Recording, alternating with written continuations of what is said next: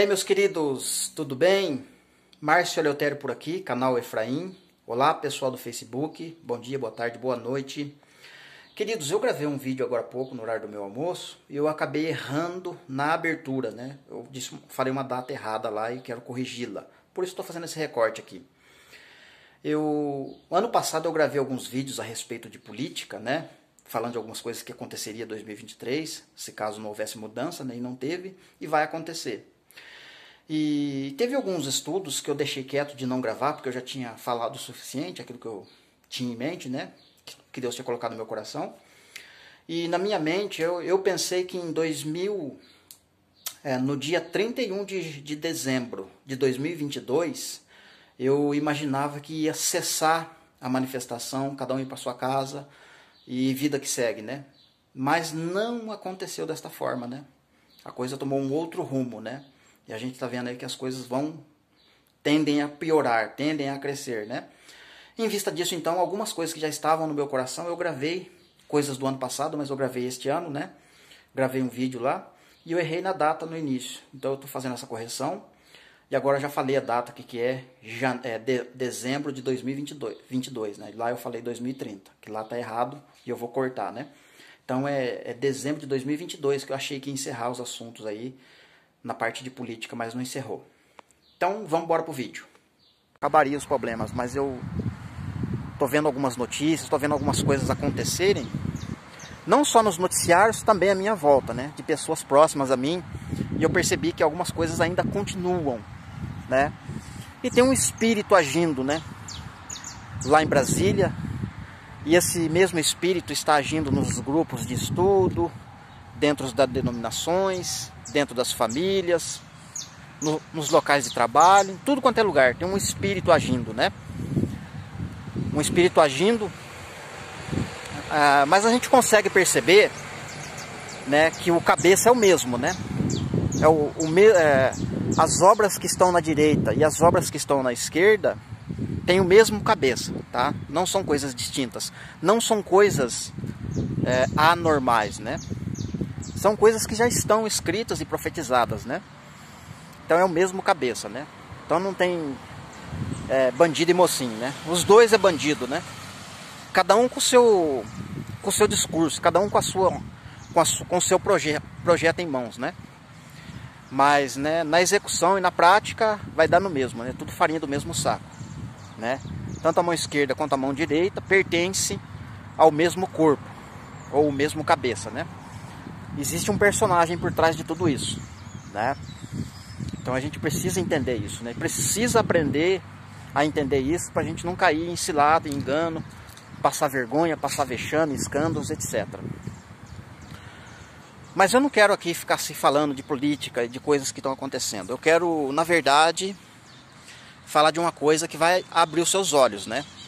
Vai te trazer entendimento, vai te trazer...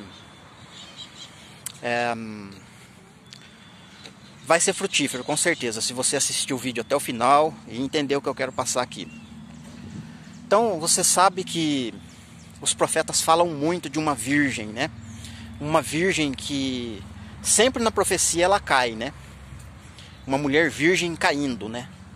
O profeta Amós, no capítulo 5, ele fala, caiu a virgem. E ainda relaciona com filha de Sião, né? Caiu a virgem. Caída está no pó e não tem quem a levante. Então isso é muito sério, né? E lá no capítulo 5, né, Amós vai relacionar com a descendência de Isaac. Descendência de Isaac, né? E também ele vai falar que é descendência de José. E também ele vai falar que é Israel, né? Ou seja, esses três públicos que são o mesmo, né? E então ele está dizendo que tem uma virgem. Mas o que é uma virgem? A gente precisa entender isso demais, querido. O que é uma virgem? Uma virgem é alguém que concebe algo, fica grávida, sem ter relacionamento físico, entende? Maria, na literalidade, ela gerou Cristo no ventre, mas ela não se deitou com José, ela não teve relacionamento com José. E ela gerou Cristo. Cristo nasceu, cresceu e se tornou um homem, né? Então a gente precisa entender que aquele ponto ali das Escrituras, né, de Maria, não termina ali, entende? Jesus não nasceu só ali. Jesus os profetas estão dizendo que Jesus vai nascer no ventre das pessoas, entende?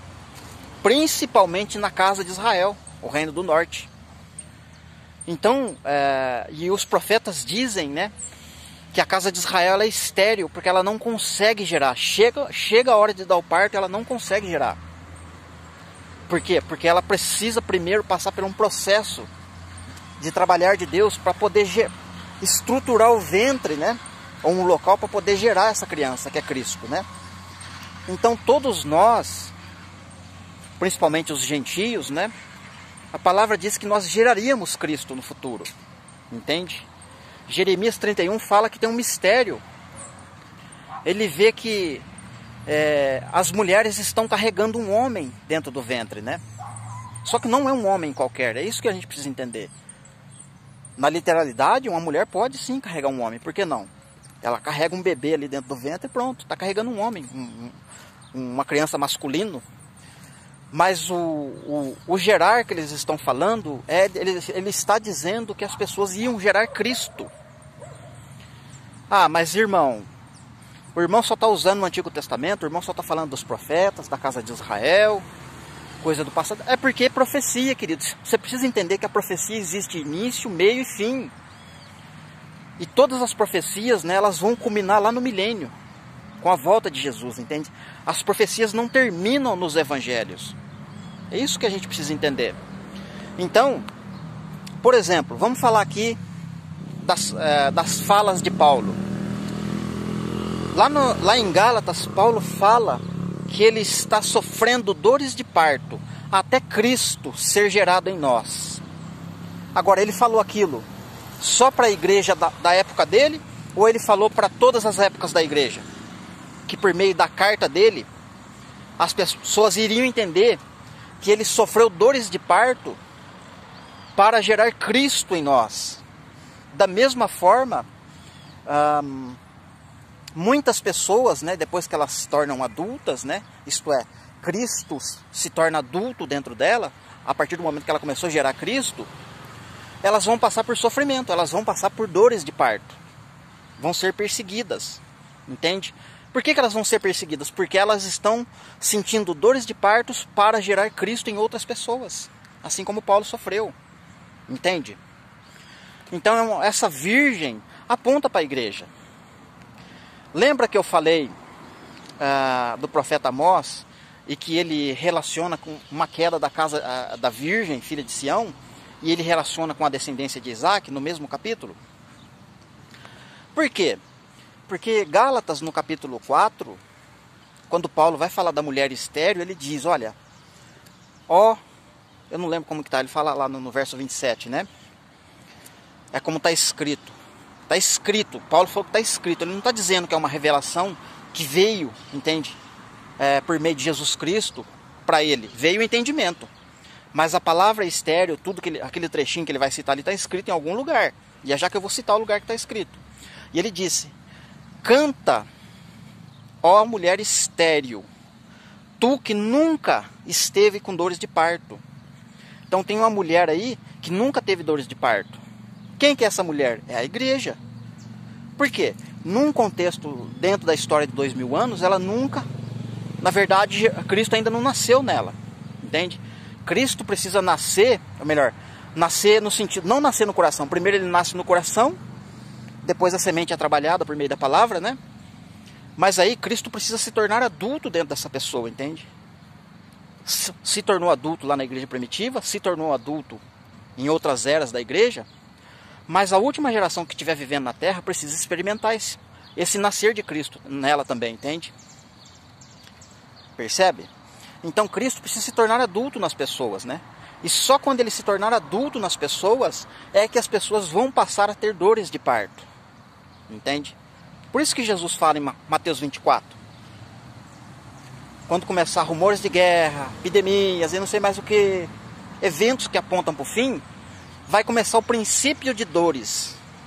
Mas princípio de dores para quem? Para a mulher que estiver grávida, que estiver gerando uma criança, uma gestação. E depois as dores vão começar a se intensificar, que começa a entrar para o período da grande tribulação. A mulher vai começar a ser perseguida pelo dragão. Entende? Então, Paulo está falando lá em Gálatas, né? Que essa mulher é estéril. Só que ele também diz que essa mulher que é estéril, que nunca teve dores de parto, é para ela cantar, é para ela exultar, para ela se alegrar, porque vai chegar uma época que ela vai dar luz.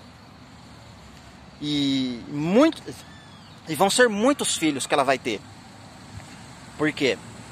Porque vai ser mais numerosos os filhos da mulher abandonada, que é essa estéril, que nunca teve dores de parto, do que a mulher que tem marido. Qual é a mulher que tem marido? Na literalidade é Sara, tá certo? Na literalidade, né? E a mulher que foi abandonada foi Agar, tá certo? No contexto histórico e literal, né? Mas transferindo para o lado espiritual,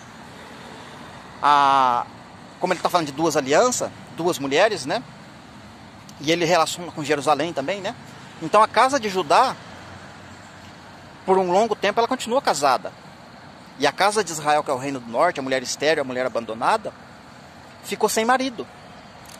E aí os profetas profetizaram: canta tu, alegre, mulher estéril, que nunca teve dores de parto, porque serão muito mais numerosos a mulher que foi abandonada, que é essa, do que a que tem marido, que é a casa de Judá, no contexto literal dos profetas. Então, como é que essa mulher vai dar muitos filhos? Porque quando chegar a última geração de crente na terra, vai nascer junto, entende? Vai chegar junto à plenitude. Jesus vai nascer num grupo de irmãos, né? Num grupo de irmãs. De forma literal, espiritual, Cristo se tornando adulto na pessoa, né?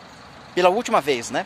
Mas num contexto fechando com chave de ouro, sabe?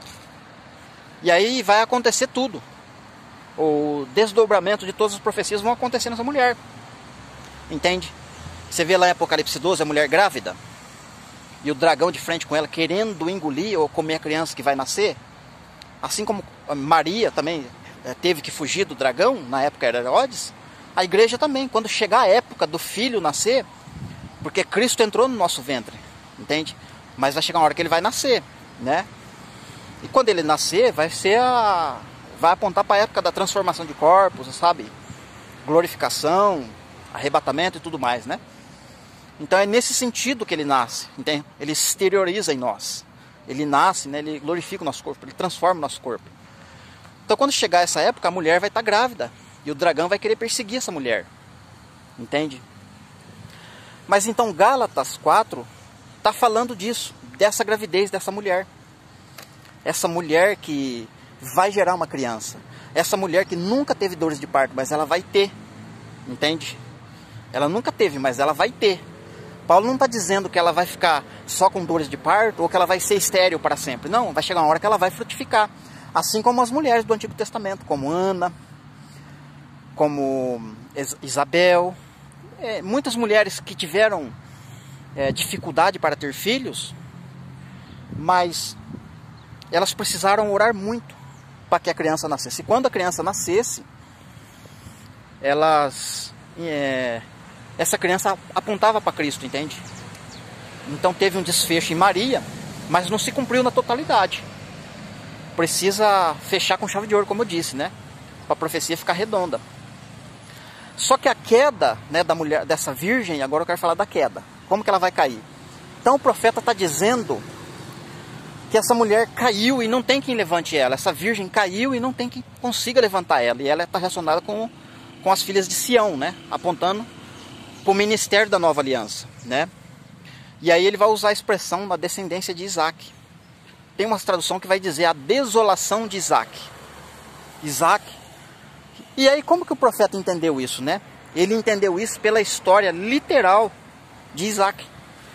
Você sabia que teve um tempo na vida de Isaac que ele se desviou da fé? Você sabia que Isaac ficou cego espiritualmente e que Deus precisou falar com Rebeca em vez de falar com Isaac? Pois bem, Isaac estava a ponto de dar o direito de primogênito para Esaú.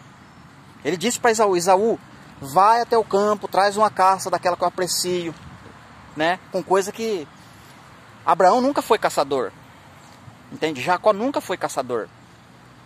Mas Isaac teve um momento na vida dele que ele apreciava a caça. traz uma caça daquela que eu saboreio, né? E depois que você trouxer essa caça para mim, eu vou te abençoar, né?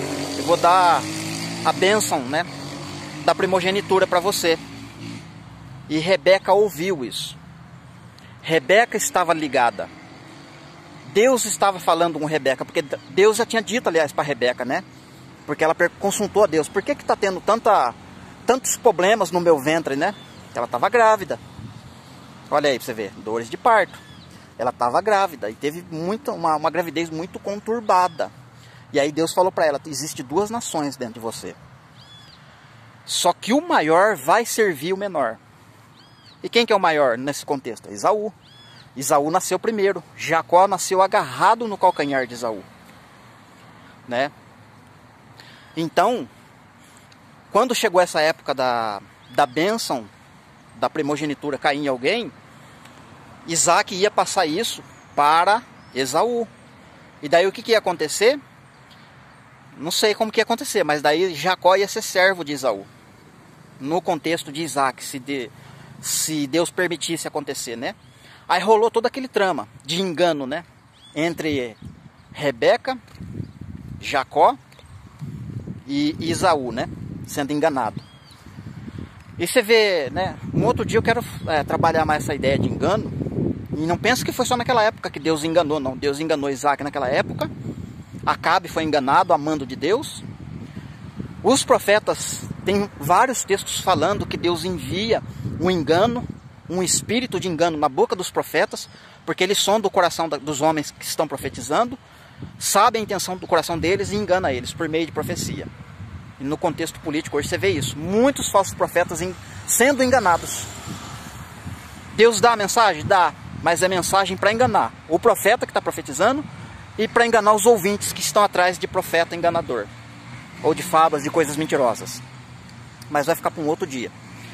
Então você percebe que Isaac foi enganado, né?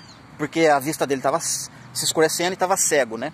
Espiritualmente. E literalmente também, né? E aí passou pelo processo de engano. Paulo vai falar bem de Jacó no Novo Testamento.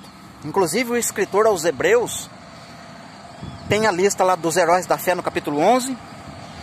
E ele fala de vários milagres, né? Vários milagres dos heróis da fé.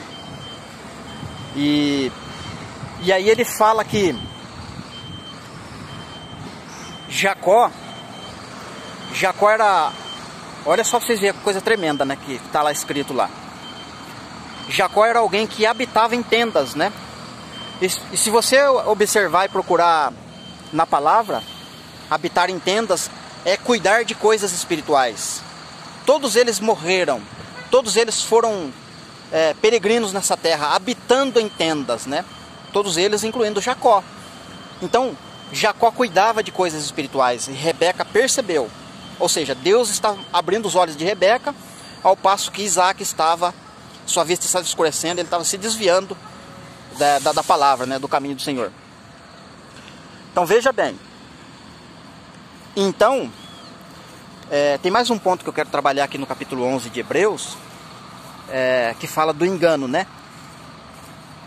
Jacó habitava em tenda, lembrei. Jacó habitava em tendas, né? Cuidava de coisas espirituais.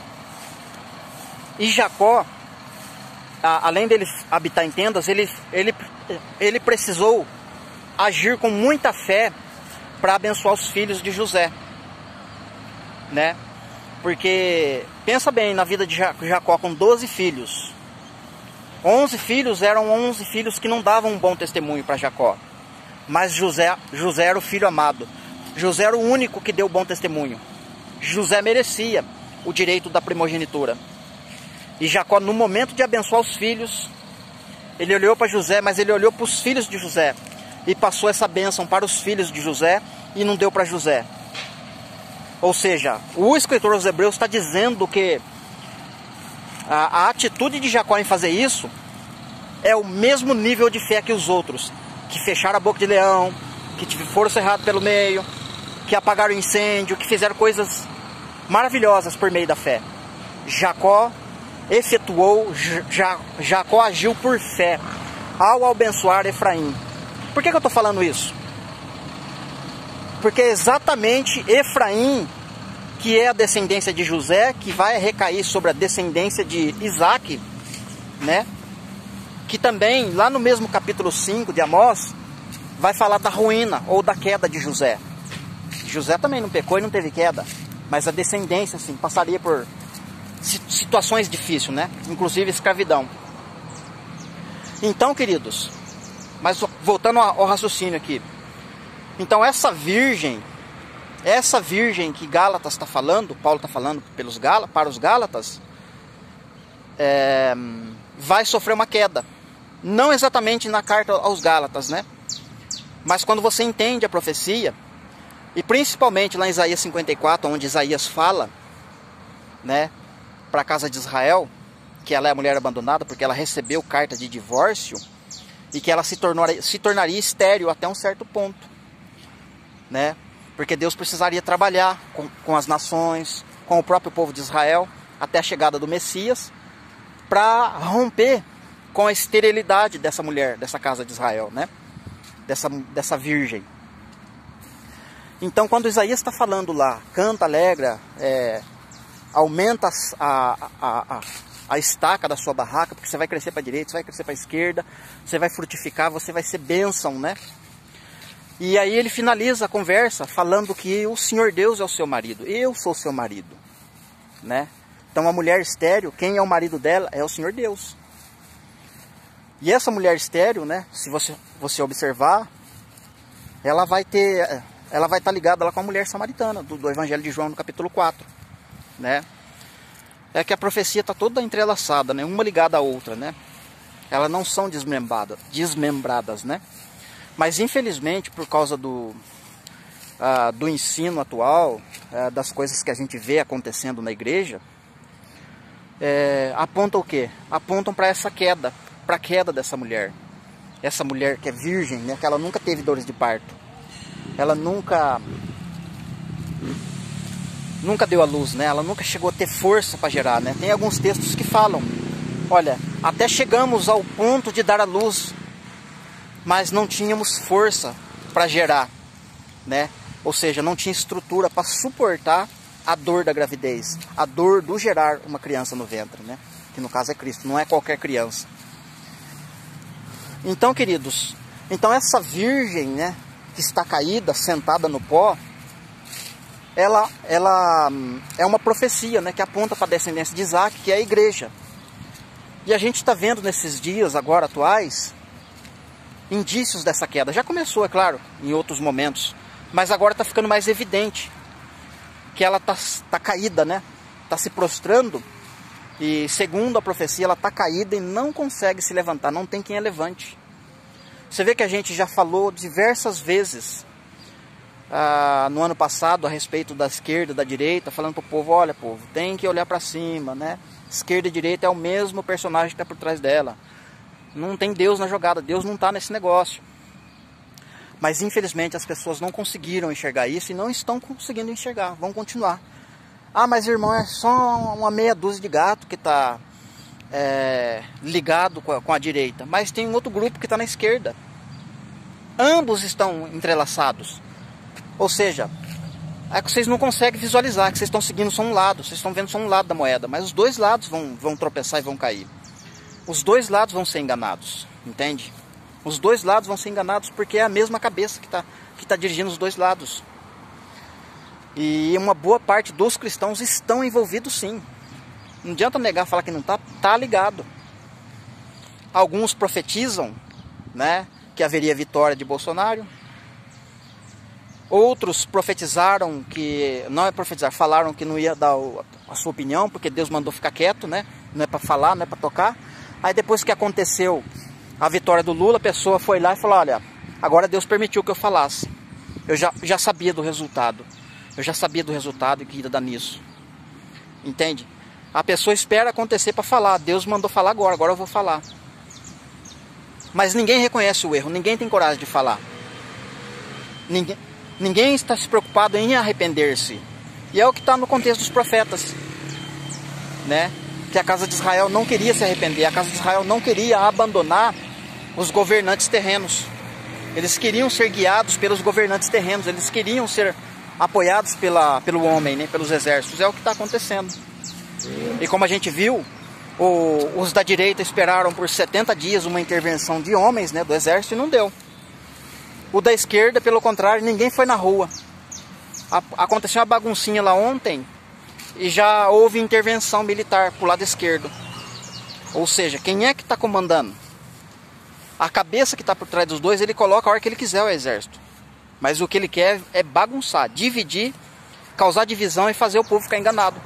Assim como Isaac foi enganado, Acabe, muitos profetas foram enganados no Antigo Testamento e hoje muitos estão sendo enganados ao dar ouvidos ou se envolver no sentido de apoiar. Envolver não tem problema. A gente acaba se envolvendo, porque a gente, por exemplo, eu votei no Bolsonaro. Então, de uma certa forma, eu posso me envolver, porque é obrigação minha cumprir o papel de cidadão. Eu vou lá e voto. Já orei para Deus direcionar. Mas agora, ficar defendendo o A ou B, isso eu não posso fazer, já não cabe mais para mim, porque Deus já deu a sentença, Deus já falou o que Ele quer. Aí eu não posso mais ficar envolvido com isso. Senão eu tô indo contra Deus, entendeu? Ou a minha oração foi invalidada. Tudo que eu fiz para trás não valeu, não serviu para nada. Então a gente precisa entender isso. Então essa queda é que não dá para mim explicar agora, mas essa queda começa agora, entende? É uma porta de entrada para a apostasia aumentar, para o pecado, para a violência e para a autoridade, para o inimigo agir mais ainda dentro do contexto da igreja, né? Infelizmente a gente vai ver coisas piores aí acontecendo ao decorrer deste ano ainda. Tá bom, queridos? Que Deus abençoe, um forte abraço e até o próximo vídeo, se Deus permitir.